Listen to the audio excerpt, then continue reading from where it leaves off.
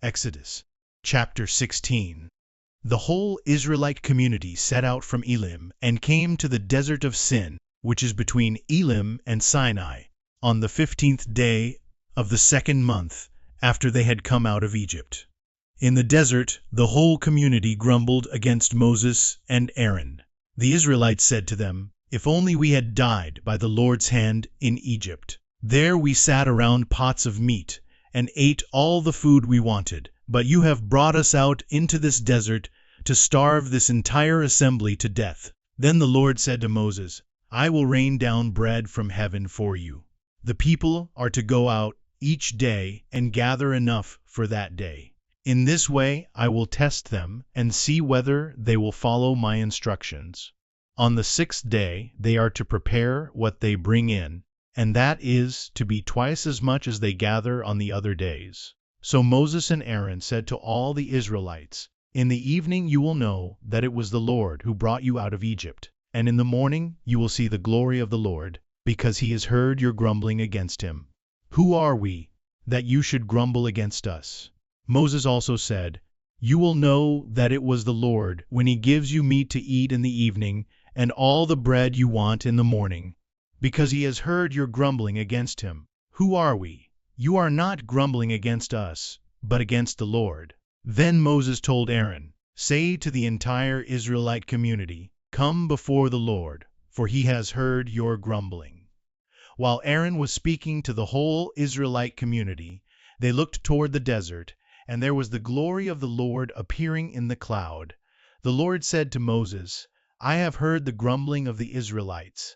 Tell them, at twilight you will eat meat, and in the morning you will be filled with bread. Then you will know that I am the Lord your God." That evening quail came and covered the camp, and in the morning there was a layer of dew around the camp. When the dew was gone, thin flakes like frost on the ground appeared on the desert floor. When the Israelites saw it, they said to each other, "What is it?" For they did not know what it was. Moses said to them, "It is the bread the Lord has given you to eat. This is what the Lord has commanded. Everyone is to gather as much as they need. Take an omer for each person you have in your tent." The Israelites did as they were told. Some gathered much, some little. And when they measured it by the omer, the one who gathered much did not have too much, and the one who gathered little did not have too little. Everyone had gathered just as much as they needed. Then Moses said to them, "No one is to keep any of it until morning." However, some of them paid no attention to Moses. They kept part of it until morning, but it was full of maggots and began to smell. So Moses was angry with them.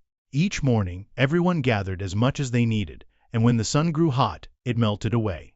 On the 6th day, they gathered twice as much, 2 omers for each person, and the leaders of the community came and reported this to Moses. He said to them, "This is what the Lord commanded. Tomorrow is to be a day of Sabbath rest, a holy Sabbath to the Lord. So bake what you want to bake and boil what you want to boil. Save whatever is left and keep it until morning." So they saved it until morning, as Moses commanded, and it did not stink or get maggots in it. "Eat it today," Moses said, "because today is a Sabbath to the Lord. You will not find any of it on the ground today. 6 days you are to gather it, but on the 7th day, the Sabbath, there will not be any." Nevertheless, some of the people went out on the 7th day to gather it, but they found none. Then the Lord said to Moses, "How long will you refuse to keep my commands and my instructions? Bear in mind that the Lord has given you the Sabbath. That is why on the 6th day he gives you bread for 2 days. Everyone is to stay where they are on the 7th day. No one is to go out." So the people rested on the 7th day. The people of Israel called the bread manna. It was white like coriander seed and tasted like wafers made with honey. Moses said, "This is what the Lord has commanded. Take an omer of manna and keep it for the generations to come, so they can see the bread I gave you to eat in the wilderness when I brought you out of Egypt."